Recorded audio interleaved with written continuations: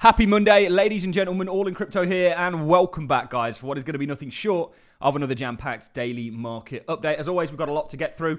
Predominantly, though, in this one, I want to focus on what's giving me the technical merit to suggest that this pullback is over.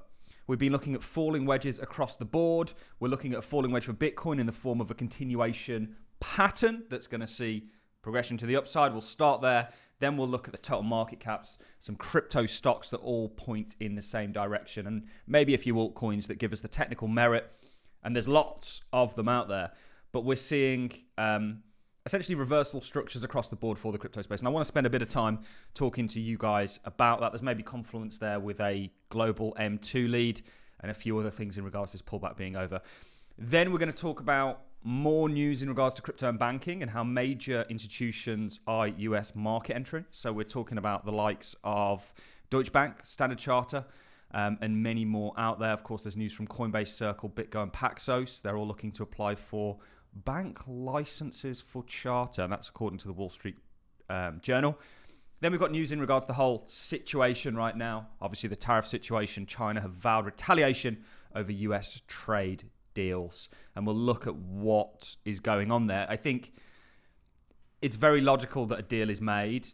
245% tariffs on China or certain things from China just doesn't work when the US does $500 billion worth of trade with them, or purchases $500 billion of goods from them. You're talking 245%, 1.7 trillion that bill then goes to. Who pays that? It just is theoretically stupid in the sense that it's never going to be implemented. But let's kick things off, as promised, with what right now is giving me the technical merit to suggest that this pullback is over. And this is the smaller structure, or the shorter time frame structure, that we're looking at for Bitcoin. Bitcoin very much setting up in a falling wedge-esque manner. When you get a falling wedge, it's very common that it has three impulses, or really you want to look for three impulses within it. And you want to look for that kind of restriction as far as price action is concerned, a kind of lowering of volatility and volume, ready for an expansion to the upside. And that expansion to the upside on the weekly time frames is just going to look like continuation structure in what is an uptrend for Bitcoin. And on balance of probabilities, based on what we're technically looking at, is going to continue to be one. So this falling wedge, I believe, is just going to be the reversal pattern that sees this pullback essentially be done. And I think Bitcoin is certainly showing that. Certainly the pattern is present. We've looked at a whole host of altcoins recently. And what I want to do is potentially look at the total cryptocurrency market cap, which also has a falling wedge present. You can see 1, 2, 3, marginally lower lows. You're declining in terms of volume. Your spike in volume really occurred at the low here. I think this is going to start to reverse this pullback, and you're going to see continuation. And this is the thing I love about being a technical analyst, is we're coming out and saying this when you don't have much certainty, max uncertainty, in fact, around geopolitical and economic events. And we're saying we're bullish on crypto despite everything going on because of technically what we're seeing in the charts. And this is going to be a great example, if it plays out, of course, and technical analysis isn't a silver bullet, but it really does increase your probabilities. It's why I think anybody that's interested in the market should take the time to at least have a basic understanding of charts and learn some TA. Not all of it's useful. A lot of it isn't. I've sorted through a lot of that and used things like phase analysis and traditional technical patterns to help me. But if you look at this falling wedge on here, you know, the total cryptocurrency market cap is still in an uptrend, and we believe continuation is going to take place. And obviously we've got the technical pattern for the total market cap to suggest that. Of course, Bitcoin is still, 63% of the overall market. So Bitcoin looks to be setting up for a reversal to the upside. It's logical the total cryptocurrency market cap would as well. Excluding Bitcoin, you're very much seeing the same thing. And of course, on all of these charts, we've got higher technical targets, barring the falling wedge, which is kind of giving us confluence in regards to the direction. You know, if you introduce the falling wedge, we think things are going in. So this is the total cryptocurrency market cap excluding Bitcoin, so the total two. Again, what you can see is very evident across the board here. So this is essentially the altcoin sector, excluding Ethereum and Bitcoin, so total 3. Again, 1, 2, 3. Your volume's going to come back in a big way, I believe, and even others. And really for the likes of others and the total three, all they did was run into their all-time highs and pull back, which is exactly what you'd expect. Now we've got that structure that sets us up for continuation across the board. So I'm telling you right here, right now, on this magnificent Monday, that I think this pullback is ultimately over for the cryptocurrency space, and that this falling wedge pattern is present across the board. And we're coming out and saying that at a time when there's really macro max uncertainty. And it's not just, I can go very deep on all of this. Bitcoin, the total market caps, others that look like this. It's also the likes of the crypto ETPs. So this is Grayscale Digital Large Cap LLC. Of course, all of these are linked, and this is why this pattern is present across the board. And this is going to see continuation towards the broader patterns we have for the likes of Grayscale Digital Large Cap Fund, which is really just a representative of the cryptocurrency space. Again, Bitwise, top 10 crypto index. What do we see? I did this in a longer format with my Patreons yesterday. Do consider becoming a patron. There's one specific altcoin that we're highlighting zealously at the moment that I think people are really underestimating in terms of what it's going to do. And technically, it's probably one of the most bullish charts that there is, certainly in regards to ROI. And also fundamentally, we've got it sussed in regards to what this crypto is going to do moving forwards. But back to the topic at hand, this is Bitwise Top 10 Crypto Index. Annual, of course, you've got 21 shares. This one's got hit particularly hard. But this is present. Also, when you look across the board at the likes of MicroStrategy, we've been highlighting this quite zealously recently. We think there's a reversal for this and continuation is upon us.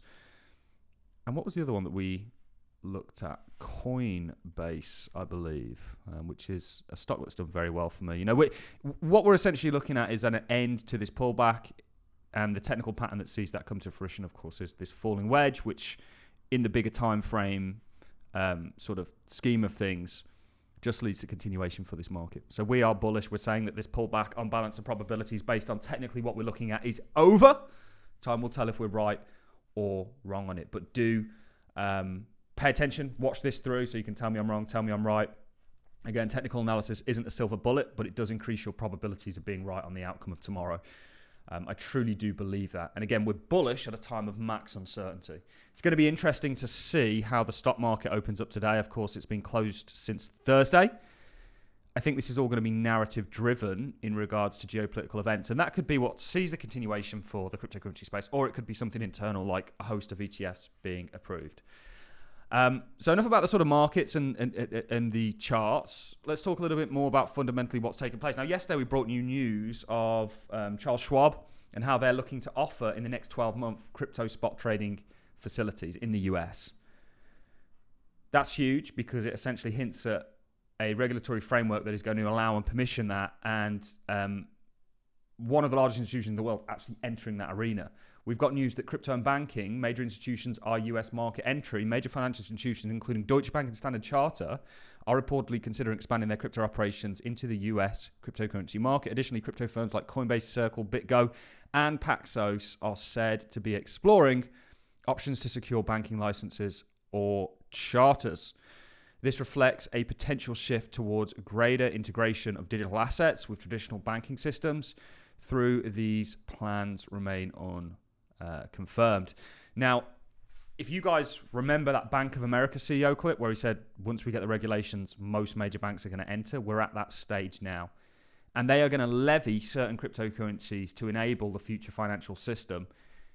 If you want to make money in this industry, the most money potentially to be had out of it, find those cryptocurrencies. I believe I've got a good chunk of them, and the ISO coins, I think, are a good place to look in regards to my own portfolio, and very heavy on them.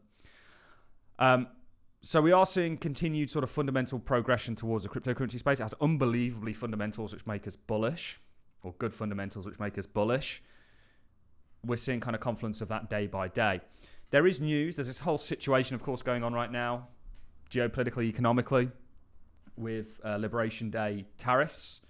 We think there's going to be a good resolve to this, and negotiations and potentially lower tariffs across the board as a result of it.